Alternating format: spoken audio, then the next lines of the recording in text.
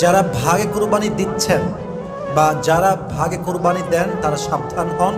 কিছু মিস্টেকের জন্য ভাগে কুরবানি দেওয়ার পরেও কুরবানিটা আল্লাহর কাছে কবুল হয় না। সেই মিস্টেকগুলো কি কি আমরা বোঝার ট্রাই করব, জাস্টিফাই করার ট্রাই করবো। রাজি আছেন তো ইনশাআল্লাহ? মনে করেন যে আপনারা 7 জন ভাগে কুরবানি দিচ্ছে, বিশাল বড় গরু নিয়ে এসে, মাশাআল্লাহ, ওকে ফাইন। বাট আপনাদের 7 জনের মাঝে একজনের নিয়তে ভেজাল আছে। তার নিয়ত হচ্ছে লৌকিকতা, শো অফ। তার নিয়তটা ইখলাসের সাথে নয়।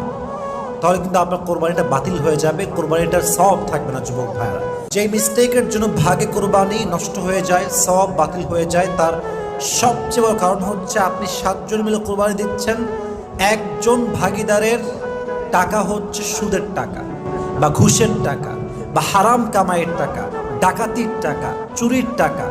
একজনের হারাম টাকার